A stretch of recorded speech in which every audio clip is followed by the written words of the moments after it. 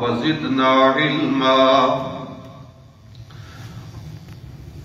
اعوذ باللہ السمیع العلیم من الشیطان الرجیم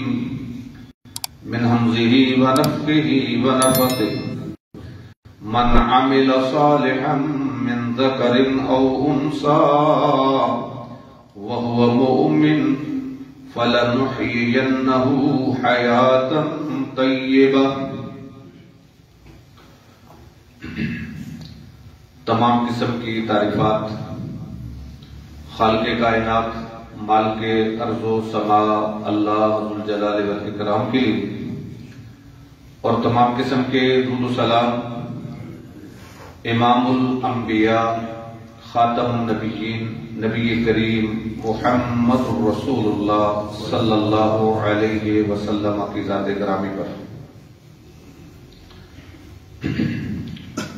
معزز سامعین کرام، ہم میں سے ہر شخص اپنی زندگی کو پرسکون بنانے کے لیے اور سعادت والی زندگی بنانے کے لیے کوشاں ہے، اور ہر ایک کی کوشش ہے. اگر ہم اپنے دائیں بائیں نظر دوڑائیں تو کوئی شخص یہ سمجھتا ہے کہ شاید میرے لیے سعادت کا سما اس میں ہے کہ میرے پاس بہت زیادہ مال ہو، اور جب میرے پاس مال بہت زیادہ ہوگا تو شاید میری زندگی سعادت والی ہو جائے گی، میری زندگی پرسکون ہو جائے گی. اور کچھ لوگ سعادت کا راستہ اس میں سمجھتے ہیں کہ ہمیں دنیا میں کوئی بڑا منصب مل جائے جس میں ہمارا جاہ و جلال ہو، ہمارا مرتبہ ہو اور لوگوں کے اوپر غلبہ ہو، تو وہ اپنی سعادت اس چیز کو سمجھتے ہوئے ہم وقت اس تک و دو میں ہیں. اور کچھ لوگ یہ سمجھتے ہیں کہ سعادت کا راستہ یہ ہے کہ میری اولاد ڈاکٹر بن جائے، میری اولاد کے پاس مال بہت زیادہ ہو، میری اولاد بڑے مناصب پہ فائز ہو جائے اور میرے لیے یہ نام کی شہرت کا سبب بن جائیں گے اور میرے معاملات صحیح ہو جائیں گے. معزز سامعین کرام، اگر ہم قرآن مجید کی تلاوت کریں اور قرآن مجید کی روشنی میں ان چیزوں کو دیکھیں، یہ آج کی بات نہیں بلکہ انسانی تاریخ کا یہ حصہ رہا ہے کہ ایسے ہی لوگ اپنے لیے سعادت کی یہ چیزیں جمع کرنے کی کوشش کرتے رہے. اللہ تعالیٰ نے قرآن مجید میں فرعون کی مثال بیان کی ہے. نعوذ باللہ کہ جس کو اللہ تعالیٰ نے بڑا مال دیا تھا اور لوگ اس کے تابع تھے، اور نہریں جس زمین پہ بہتی تھیں وہ ان زمینوں کا مالک تھا، اور نعوذ باللہ وہ تکبر سے اپنی قوم کو کہا کرتا تھا کہ یا قوم الیس لی ملک مصر وہذہ الانہار تجری من تحتی افلا تبصرون، کہ اے میری قوم کے لوگوں، کیا یہ مصر کی بادشاہت میرے پاس نہیں، اور یہ نہریں جو اس کے نیچے سے چلتی ہیں، جو پورے مصر کی زمینوں کو سیراب کرتی ہیں، کیا یہ میرے ماتحت نہیں؟ افلا تبصرون، کیا تم دیکھتے نہیں؟ بلکہ نعوذ باللہ اس مال کی فراوانی اور اس جاہ و جلال میں اتنا آگے بڑھا، اتنا تکبر میں مبتلا ہوا کہ نعوذ باللہ وہ یہاں تک کہہ گیا کہ ما علمت لکم من الہ غیری، کہ میں نہیں جانتا کہ میرے علاوہ نعوذ باللہ تمہارا کوئی معبود ہے، یعنی تم میری ہی عبادت کرو. انا ربکم الاعلی، میں ہی تمہارا رب ہوں. نعوذ باللہ من ذالک. معزز سامعین کرام، پھر اس تکبر میں اور سرکشی میں اللہ نے اسے ڈھیل دی، حتیٰ کہ بڑھتا چلا گیا۔ کیا یہ مال اور یہ تسلط اس کے کام آیا؟ نہیں، بلکہ اللہ تعالیٰ نے اس کو عبرت کا نشان بنا دیا۔ فَأَخَذَهُ اللَّهُ نَكَالَ الْآخِرَةِ وَالْأُولَىٰ، اللہ تعالیٰ نے اس کو پہلے اور بعد میں آنے والوں کے لیے عبرت کا نشان بنا دیا۔ فرمایا وَحَاقَ بِآلِ فِرْعَوْنَ سُوءُ الْعَذَابِ النَّارُ يُعْرَضُونَ عَلَيْهَا غُدُوًّا وَعَشِيًّا وَيَوْمَ تَقُومُ السَّاعَةُ أَدْخِلُوا آلَ فِرْعَوْنَ أَشَدَّ الْعَذَابِ، کیا فرعون کو اس کا مال کام آیا،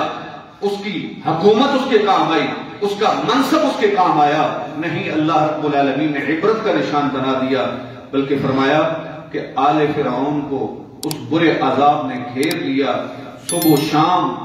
جہنم کی آگ ان پر پیش کی جاتی ہے، اور کل قیامت کے دن جب وہ اٹھیں گے حکم آئے گا کہ ادخلوا آل فرعون اشد العذاب، آج فرعون کو اس پہلے سے بھی زیادہ سخت عذاب میں داخل کر دیا جائے۔ اسی طرح قارون کا ذکر قرآن مجید میں موجود ہے کہ اللہ رب العالمین نے اسے کتنا مال دیا کہ ایک پورا نوجوانوں کا ایک دستہ اور اونٹوں کی ایک بڑی جماعت اس کے صرف خزانوں کی چابیاں اٹھا کے چلتی تھی۔ اللہ رب العالمین نے اس کے بارے میں فرمایا فَخَسَفْنَا بِهِ وَبِدَارِهِ الْأَرْضِ فَمَا كَانَ لَهُ مِنْ فِئَةٍ يَنْصُرُونَهُ مِنْ دُونِ اللَّهِ وَمَا كَانَ مِنَ الْمُنْتَصِرِينَ، کہ اللہ نے اسے بھی اس کے گھر سمیت اس کو زمین میں دھنسا دیا، اس کو عبرت کا نشان بنا دیا۔ معزز سامعین کرام، اللہ تعالیٰ نے ایک اور شخص قرآن مجید میں ولید بن مغیرہ کی مثال بیان کی ہے۔ اللہ رب العالمین نے اس کے بارے میں فرمایا کہ وہ نعوذ باللہ اپنی سعادت کثرت مال اور کثرت اولاد میں سمجھتا تھا کہ اللہ تعالیٰ نے مال اس کو دیا بھی بہت تھا، اور اس کے 10 بیٹے تھے جو اس کے دائیں بائیں رہتے تھے، اس کی حفاظت کرتے تھے، نعوذ باللہ۔ لیکن اس نے ان نعمتوں کا شکر ادا کرنے کے بجائے اپنی جب اللہ کی نافرمانی کی، اللہ تعالیٰ فرماتے ہیں ذرنی ومن خلقت وحیدا وجعلت له مالا ممدودا وبنین شہودا ومہدت له تمہیدا ثم یطمع ان ازید کلا انہ کان لآیاتنا عنیدا سأرحقہ صعودا۔ اللہ رب العالمین فرماتے ہیں وہ بھی جہنم کی آگ کا ایندھن بنے گا۔ تو معزز سامعین کرام، حقیقت یہ ہے کہ اللہ تعالیٰ نے قرآن مجید میں یہ بہت مثالیں بیان کی ہیں۔ سعادت کی جو ہم چیز سمجھتے ہیں نا کہ سعادت شاید ایسے نصیب ہو جائے گی، تو ایسے کسی کو سعادت نہیں ملی۔ ہاں، سعادت کا رستہ اللہ نے جو بیان کیا ہے، فرمایا کہ من عمل صالحا من ذکر او انثى وهو مؤمن، ہاں جو اللہ اور اللہ کے رسول کی اطاعت کی زندگی گزارتا ہے،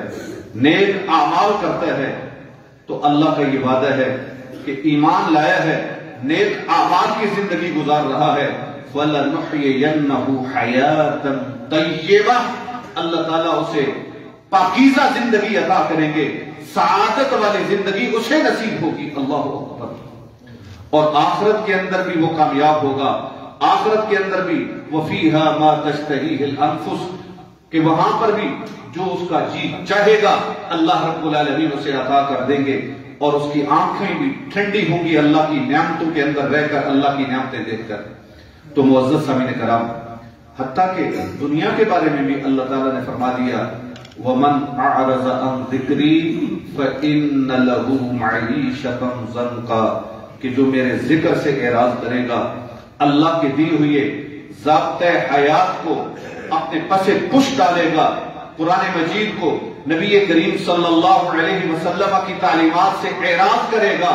وَنَحْشُرُهُ يَوْمَ الْقِيَامَةِ عَامًا، اللہ فرماتے ہیں دنیا کی زندگی بھی اس کی تنگ ہوگی، اور کل قیامت کے دن بھی اسے اندھا کر کے اٹھائیں گے۔ اللہ اکبر۔ میرے بھائیوں، ہاں اللہ تعالیٰ فرماتے ہیں کہ جو میں اللہ کی طرف سے ضابطۂ حیات دیا گیا ہے، اگر اس کی پیروی کوئی کرے گا فلا یضل ولا یشقی، نہ وہ دنیا میں بھٹکے گا نہ کل قیامت کے دن وہ بد نصیب ٹھہرے گا۔ تو گویا کہ نجات کا ذریعہ اللہ رب العالمین کی اطاعت و فرما برداری کے اندر ہے، ایمان کے اندر ہے، تقوی کے اندر ہے، اور اعمال صالحہ کی زندگی گزارنے کے اندر ہے۔ اس لیے میرے بھائیو دوستو، انسان کو جب اللہ تعالی ایمان کی نعمت سے نواز دیں پھر انسان کے لیے خیر ہی خیر ہے۔ اللہ تعالیٰ فرماتے ہیں کہ الذین آمنوا ولم یلبسوا ایمانہم بظلم اولئک لہم الامن وہم مہتدون، کہ جو لوگ ایمان لائے اور پھر ایمان لانے کے بعد انہوں نے اپنے ایمان کو ظلم کی آمیزش سے پاک رکھا، ایمان لانے کے بعد شرک نہیں کیا،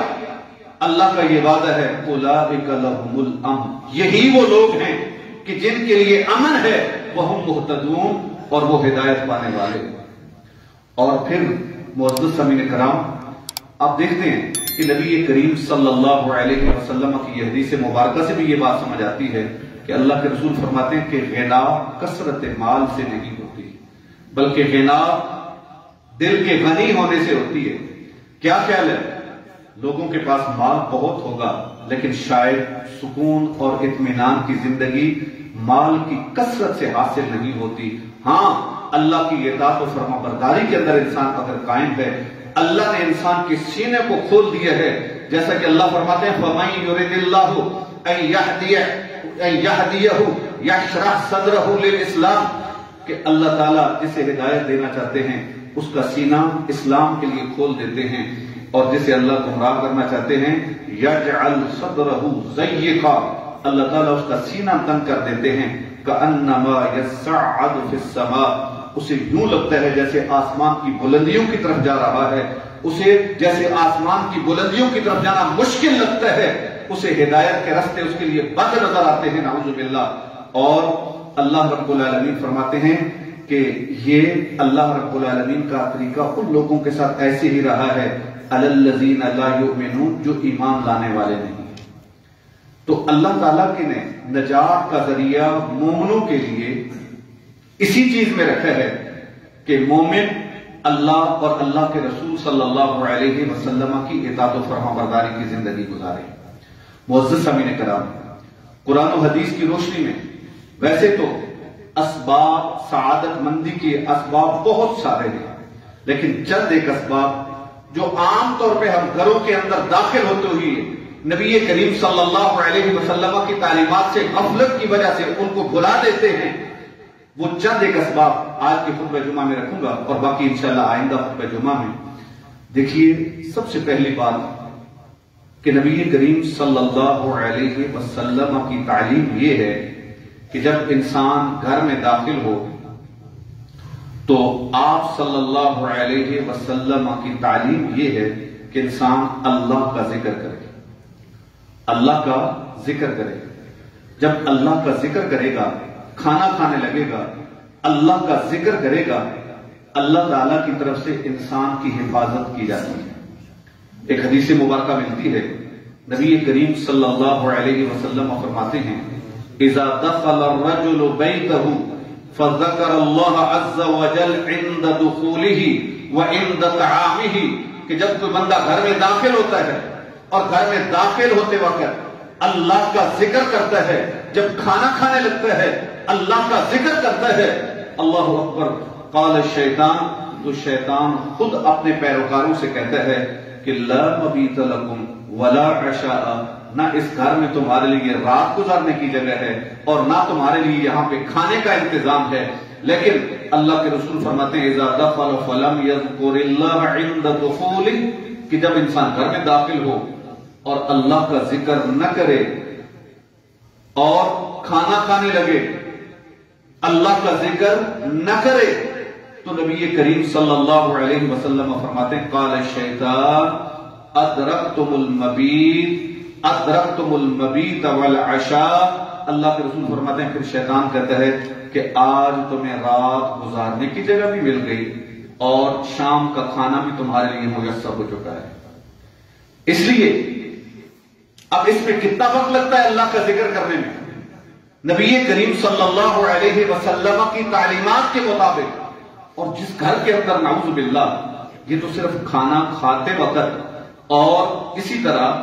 جب گھر میں داخل ہوتے وقت اللہ کا ذکر انسان بھولتا ہے تو شیطان مسلط ہوتا ہے. ذرا اندازہ لگائیے کہ جس گھر میں 24 گھنٹوں میں اللہ کا ذکر ہوتا ہی نہیں ہے، بلکہ شیطانی وسائل اور اسباب ہر وقت وہاں میسر ہیں، وہاں پہ ہر وقت نعوذ باللہ لہو و لعب اور موسیقی کے آلات اور موسیقی کی آوازیں کانوں میں آ رہی ہیں، تو وہاں کیا خیال ہے دنیا کے اندر اس گھر میں سکون اور اطمینان نصیب ہو سکتا ہے؟ اس لیے نبی کریم صلی اللہ علیہ وسلم نے اپنے ماننے والوں کو یہ تعلیم دی. تو میرے بھائیوں دوستو، گھروں کے اندر یہ معمول بناؤ کہ بچوں کو اور اپنے گھر والوں کو جمع کرو اور صبح و شام کے اذکار ان کو یاد کرواؤ اور معمول بنا لو. کتنا وقت لگتا ہے اذکار کرتے وقت صبح و شام کے اذکار پہ؟ اپنا معمول بنا لو کہ صبح کے وقت بھی بچے اذکار کریں، کچھ حصہ قرآن مجید کی تلاوت کا کریں. اور اب اسی کے ساتھ دوسرا سبب اگر میں ساتھ یہ ملال سعادت کا کہ جس گھر میں قرآن مجید کی تلاوت ہوتی ہے اور بالخصوص سورہ بقرہ کی تلاوت ہوتی ہے، نبی کریم صلی اللہ علیہ وسلم کا فرمان ہے کہ وہاں پہ کسی جادوگر کا جادو اثر نہیں کرتا، کسی کاہن کا، کسی نجومی کا کوئی برا عمل اثر نہیں کر سکتا، وہاں پہ شیطان ٹھہر نہیں سکتا. اس گھر کو اللہ تعالیٰ کی طرف سے محفوظ کر دیا جاتا ہے. آج ہمارے ہاں یہ تو ہوتا ہے کہ جی گھر میں کسی عامل کو بلا لیں، کسی دم کرنے والوں کو بلا لیں کہ وہ آپ کے بچوں کو دم کرے تو پھر آپ کے بچے صحیح ہو جائیں گے. میرے بھائیوں گھروں کے اندر ماحول ہی ایسا بناؤ کہ وہاں پہ شیطان کے لیے کوئی جگہ نہیں ہوگی. نبی کریم صلی اللہ علیہ وسلم فرماتے ہیں حدیث مبارکہ کی روشنی میں کہ سورہ بقرہ کی آخری 2 آیات جس گھر میں 3 دن تک تلاوت کی جائے وہاں پہ شیطان ٹھہر ہی نہیں سکتا، وہاں پہ جادوگر کا کوئی جادو اثر کر ہی نہیں سکتا جس گھر کے اندر سورہ بقرہ کی آخری 2 آیات کی تلاوت کر لی. اور ایک اور حدیث مبارکہ میں آپ صلی اللہ علیہ وسلم نے عمومی طور پہ سورہ بقرہ کی تلاوت کی تعلیم دی ہے کہ جس گھر میں سورہ بقرہ کی تلاوت کی جائے اللہ کے رسول فرماتے ہیں کہ اس کو حاصل کرنا یہ برکت ہے، اس کو چھوڑنا یہ انسان کے لیے حسرت ہے. اور جس گھر میں سورہ بقرہ کی تلاوت کی جائے اس پر جادوگر کا جادو اثر نہیں کرتا تو اور وہاں شیطان ٹھہر نہیں سکتا. تو اپنے گھروں کے اندر صبح و شام کے اذکار اور کچھ نہ کچھ تو قرآن مجید کی تلاوت معمول ہونا چاہیے. اور وہ کیسے بنے گا کہ جب والدین خود بھی اپنے دن کا آغاز قرآن مجید کی تلاوت سے کریں گے، والدین بھی بچوں کے لیے نمونہ بنیں گے تو بچے بھی دیکھیں گے اور بچوں کو کہنے کا بھی اثر ہوگا. لیکن اگر والدین خود قرآن مجید کے قریب نہ جائیں، اذکار نہ کریں، نماز ہی نہ پڑھی جائے نعوذ باللہ،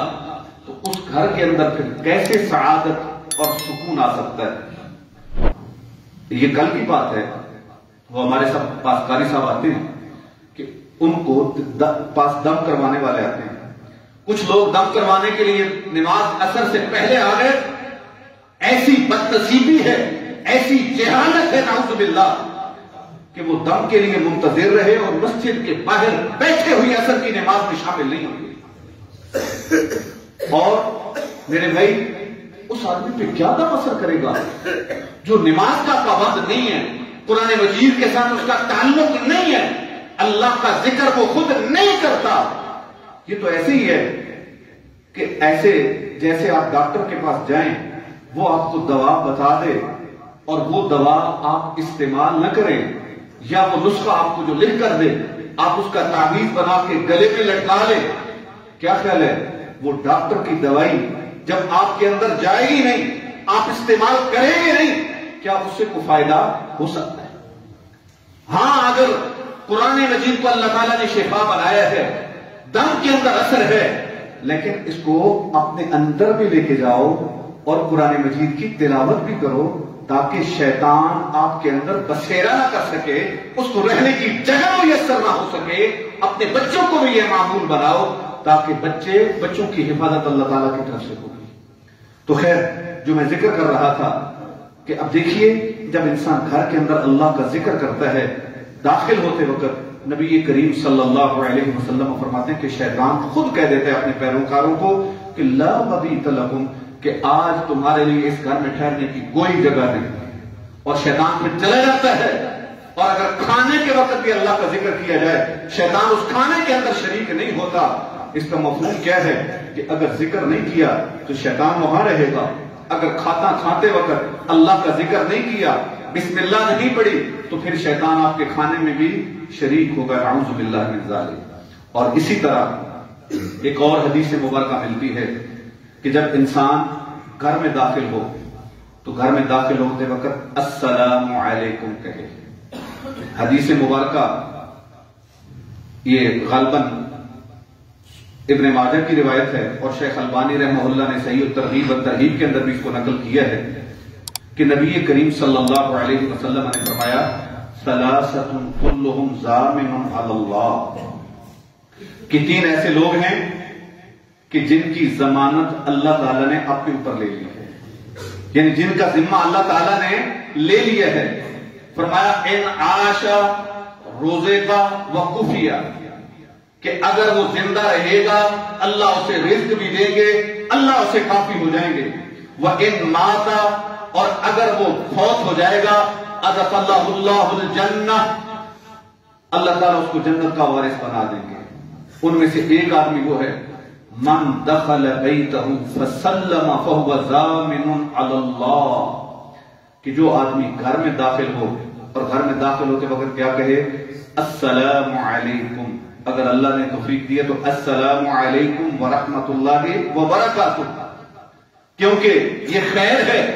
اور رسول اللہ صلی اللہ علیہ وسلم نے اس کی ترغیب دی ہے، جس قدر اضافہ کر سکیں اللہ کے رسول کی تعلیمات کے مطابق السلام علیکم ورحمۃ اللہ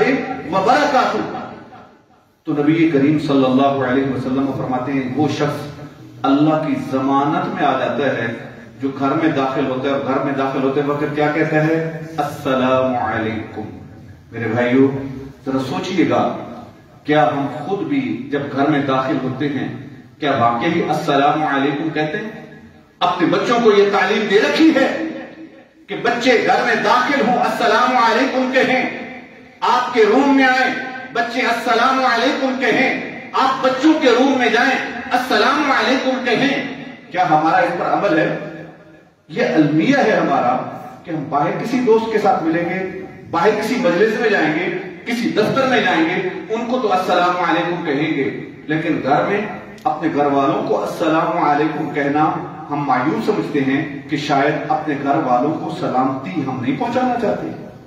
تو رسول اللہ صلی اللہ علیہ وسلم کی تعلیم یہ ہے کہ گھر میں داخل ہو تو السلام علیکم کہو، تو وہ شخص اللہ کی ضمانت میں آ جاتا ہے۔ اور فرمایا دوسرا وہ شخص وَمَنْ خَرَجَ إِلَى الْمَسْجِدِ فَهُوَ ضَامِنٌ عَلَى اللَّهِ، جو گھر سے مسجد کی طرف نکلتا ہے، مسجد کی طرف نکلتا ہے، کس لیے؟ باجماعت نماز ادا کرنے کے لیے۔ تو اللہ کے رسول صلی اللہ علیہ وسلم نے فرمایا فَهُوَ ضَامِنٌ عَلَى اللَّهِ، اللہ تعالیٰ اس کی حفاظت اپنے ذمہ لے لیتے ہیں۔ اگر وہ زندہ رہے گا اللہ اسے رزق بھی دیں گے، اللہ اسے کافی ہو جائیں گے، اور اگر اس کی موت آ گئی اللہ اسے جنت کا وارث بنا دیں گے۔ اور میرے بھائیوں دوستو، یہ مساجد کی طرف باجماعت نماز کے لیے چل کے آنا اور خاص طور پہ 5 اوقات کی پابندی کرنا مشکل ضرور لگتا ہے، لیکن اگر انسان اس کے اجر و ثواب کو سامنے رکھے، اللہ اکبر، اس کا اتنا بڑا اجر و ثواب ہے۔ ذرا غور کیجئے کہ خاص طور پہ صبح کی نماز اور عشاء کی نماز، اب بالخصوص سردیاں ہو رہی ہیں،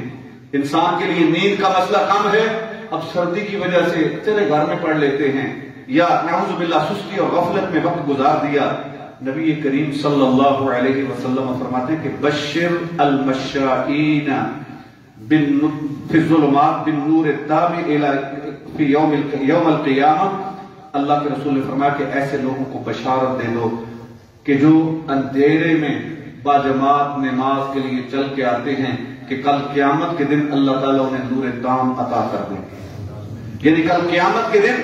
جس نور کی روشنی میں چل کے انہوں نے جنت کا وارث بننا ہے، وہ جب اندھیرے کے اوقات میں باجماعت نماز ادا کرنے کے لیے آئیں گے، اللہ تعالیٰ اس بدلے میں انہیں کل قیامت کے دن نور ان کا نور اللہ تعالیٰ ان کو عطا کر دیں گے اور وہ جنت کے وارث بن جائیں گے۔ معزز سامعین کرام، باجماعت نماز کا اور خاص طور پہ پھر اپنے بچوں کی عادت بنائیں کہ جو بچے ماشاءاللہ مسجد آ سکتے ہیں، یہ بھی ہمارا المیہ ہے۔ بچے چھوٹے ہوتے ہیں، ابھی 2 سال کا 2.5 سال کا ہے، ہم اٹھا کے مسجد میں لے کے آتے ہیں، ابھی اسے شعور ہی نہیں ہے، ابھی وہ زیادہ حق رکھتا ہے کہ اس کو گھر میں رہنے دیا جائے، ماں کی حفاظت میں رہے۔ اور جب بچہ تھوڑا بڑا ہو جائے، سن شعور کو پہنچتا ہے، پھر وہ مساجد میں لانا ہم بھول جاتے ہیں۔ میرے بھائیوں، وہ بچے جو سن شعور کو پہنچ چکے ہیں، ان کو اپنے ساتھ تاکہ مسجد میں لاؤ، وہ آپ کے ساتھ سخت بندی میں کھڑے ہوں۔ ایسے بچوں کو لانے کا حکم نہیں ہے کہ جو بچے اتنے چھوٹے ہیں کہ جو سن شعور کو ہی نہیں پہنچے، وہ مسجد میں دوڑتے ہیں، زیادہ نمازیوں کے سامنے سے گزرتے ہیں۔ عام طور پہ لوگ دیکھیں، رسول اللہ صلی اللہ علیہ وسلم کے بارے میں مثال دیتے ہیں کہ اللہ کے رسول نے اپنی نواسی کو اٹھا کے نماز پڑھائی تھی۔ میرے بھائیوں، یہ زندگی میں ایک واقعہ ہے، اگر کبھی ایسی ضرورت ہو انسان لے آتا ہے، کوئی حرج نہیں ہے۔ اللہ کے رسول کے پاس حضرت حسن اور حضرت حسین آئے، اللہ کے رسول منبر سے نیچے اترے، یہ ایک ہی واقعہ حدیث مبارکہ کے اندر ملتا ہے۔ کیا اللہ کے رسول کا یہ معمول تھا؟ ہاں، جو بچے سن شعور کو پہنچے ہیں، جن کو نماز کے اہتمام کی کچھ معلومات ہیں، ان کو نماز کا طریقہ بھی سکھاؤ اور گھروں سے بچوں کو مسجد میں لے کے بھی آؤ، تاکہ وہ بچہ ابا جماعت نماز پڑھے اور ان کو نماز کی عادت ہو، مسجد کی محبت اس کے دل میں اجاگر ہو۔ یہ ہمارے اوپر فرض بنتا ہے۔ اور تیسرا وہ شخص، آپ صلی اللہ علیہ وسلم نے فرمایا کہ وَمَنْ خَرَجَ فِي سَبِيلِ اللَّهِ فَهُوَ ضَامِنٌ عَلَى اللَّهِ، جو اللہ کے رستے میں جہاد کے لیے یا اللہ کے دین کی سر بلندی کے لیے کسی رستے میں چلتا ہے، اللہ کے دین کو غالب کرنے کے لیے نکلتا ہے، تو اس کی ضمانت بھی اللہ تعالیٰ خود لے لیتے ہیں، اس کی حفاظت بھی اللہ تعالیٰ فرماتے ہیں۔ تو معزز سامعین کرام، نبی کریم صلی اللہ علیہ وسلم کی اس دوسری سعادت کی چیز یہ ہے کہ آپ گھر میں جب داخل ہوں تو السلام علیکم کہیں۔ اور تیسری چیز آپ صلی اللہ علیہ وسلم نے تعلیم دی ہے کہ نفلی نماز مردوں کے لیے، نفل نماز، فرض نماز مردوں کے لیے گھر میں مجھے کہیں نہیں ملا کہ صحابہ کرام رضوان اللہ علیہ مجمعین فرض نماز گھر میں پڑھ لیا کرتے، کہیں نہیں ملا۔ بلکہ حضرت صحابہ کرام رضوان اللہ علیہ مجمعین بیان کرتے ہیں کہ اگر ہم میں سے کوئی آدمی مسجد سے غائب ہوتا تو ہم اسے منافق سمجھا کرتے تھے۔ یعنی صحابہ کرام میں کوئی ایسا شخص نہیں ملے گا کہ جو باجماعت نماز مسجد میں نہ آ کے پڑھتا ہو۔ تو خیر، نفل نماز کی تعلیم یہ ہے کہ نبی کریم صلی اللہ علیہ وسلم نے یہ تعلیم دی ہے کہ اپنے نفل میں سے کچھ حصہ گھروں کے اندر پڑھا کرو۔ اللہ کے رسول فرماتے ہیں فَإِنَّ اللَّهَ جَاعِلٌ لَهُ مِنْ صَلَاتِهِ فِي بَيْتِهِ خَيْرًا، جب گھر میں نفل نماز پڑھو گے اللہ تعالیٰ گھر میں اس کو خیر اور بھلائی اور برکت کا سبب اور ذریعہ بنا دیتے ہیں۔ یعنی نفل نماز گھر میں پڑھو گے اللہ تعالیٰ اس کو خیر اور بھلائی کا ذریعہ بنا دیں گے۔ تو کیا خیال ہے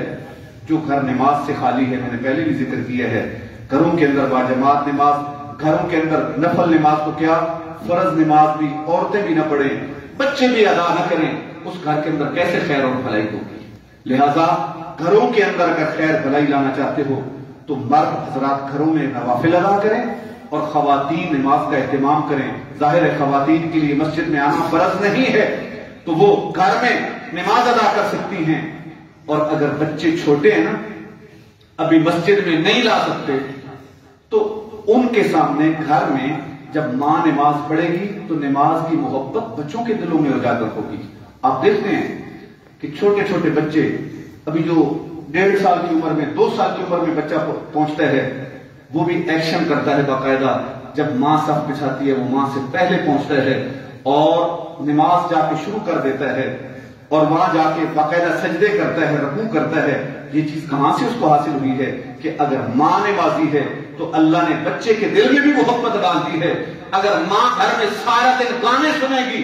تو بچہ گنگنائے گا بھی تو نعوذ باللہ وہ گانے گنگنا رہا ہوگا. اگر بچہ اذان سنتا ہے، نماز پڑھتا ہے، تو بچہ جب غیر شعوری طور پر بولے گا اللہ اکبر کی صدائیں اس بچے کے جب کانوں کے سے ٹکرائیں گی تو وہ بولے گا تو اللہ اکبر کی صدائیں بلند کرے گا. اس لیے نبی کریم صلی اللہ علیہ وسلم نے یہ تعلیم دی ہے کہ گھروں کے اندر اپنی نماز میں سے کچھ حصہ ضرور بناؤ. تو اس لیے نفل نماز ویسے بھی گھر میں مرد کے لیے پڑھنا زیادہ افضل ہے، اور بالخصوص پھر اللہ تعالیٰ توفیق دے تہجد کی نماز اپنے گھروں کے اندر پڑھیں، تہجد کی نماز کو معمول بنائیں. اور اللہ تعالیٰ کی طرف سے خاص طور پہ یہ جو سردیوں کا موسم ہوتا ہے، ایمان والوں کے لیے یہ ایک مال غنیمت سمیٹنے کے مترادف ہوتا ہے کہ رات لمبی ہوتی ہے، آپ وقت پہ سو جائیں،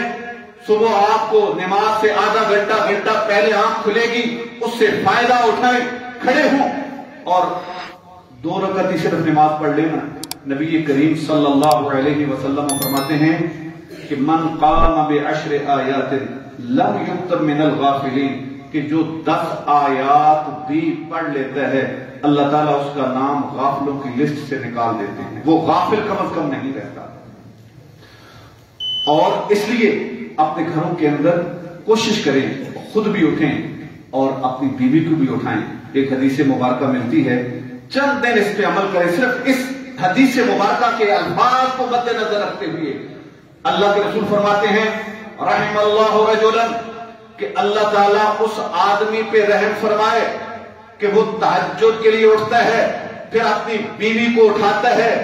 اور اگر وہ نہیں اٹھتی اس کے منہ پہ پانی کا چھینٹا مارتا ہے، اس کو اٹھا کے نفل نماز پڑھاتا ہے. اللہ تعالیٰ اس عورت پہ بھی رحم فرمائے، اللہ تعالیٰ اس مرد پہ بھی رحم فرمائے. اسی طرح فرمایا اللہ تعالیٰ اس عورت پہ رحم فرمائے کہ جو خود اٹھتی ہے تہجد کی نماز کے لیے اور پھر مرد کو اٹھاتی ہے تہجد کی نماز کے لیے. اللہ تعالیٰ اس عورت پہ بھی رحم فرمائے. میرے بھائیوں،